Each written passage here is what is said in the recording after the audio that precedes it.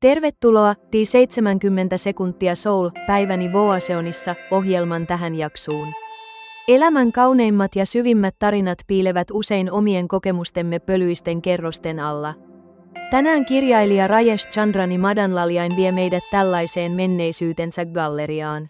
Tämä on 48 vuotta vanha muisto, joka palauttaa mieleen päivät Jabalpurin teknillisessä korkeakoulussa.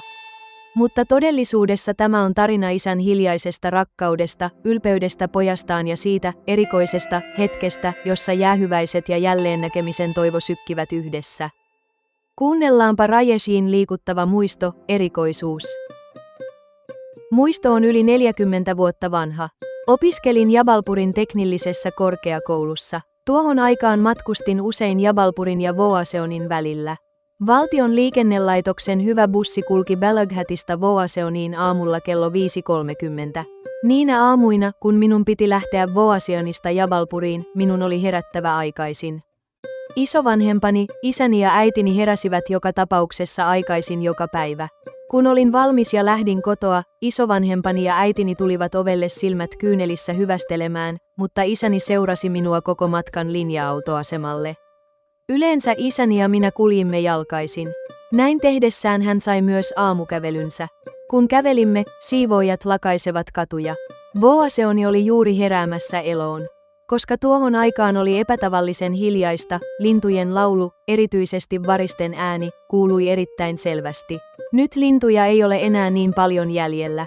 Saavuimme linja-autoasemalle. Siellä isäni katse etsi muita matkustajia. Jos hän löysi jonkun tutun ikäihmisen, hän esitteli minut heille ja sanoi, tämä on poikani. Hän opiskelee engineeringiä Jabalpurissa. Hän on menossa sinne nyt. Tällaisen esittelyn jälkeen hän tunsi olonsa levolliseksi, koska hän oli uskonut minut jonkun vanhemman ihmisen huomaan, eikä minulla olisi ongelmia matkan aikana. Huomasin isäni tavan puhua. Hän tunsi valtavaa ylpeyttä käyttäessään sanaa engineering. Sitten odotimme bussia. Koska melua ei ollut, hän tunnisti bussin äänen kilometrin päästä ja käski minun olla valmiina matkatavaroiden kanssa. Kun bussi pysähtyi, hän meni nopeasti sisään ja varasi minulle vapaan paikan edestä, takaosassa tärisee enemmän. Kun olin asettanut matkatavarani ja istunut alas, hän meni ulos ja jäi seisomaan ikkunan viereen.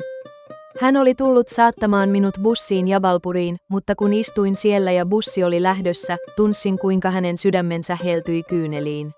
Se oli erikoinen hetki. Hänen oli lähetettävä minut Jabalpuriin, mutta samalla hän tuli surulliseksi lähettäessään minut matkaan. Bussi lähti. Hänen askeleensa kääntyivät takaisin kotiin. Olin nähnyt hänen itkevän avoimesti vain hyvin harvoin. Ymmärrän nyt, että hän itki hiljaa jokaisessa tällaisessa tilanteessa.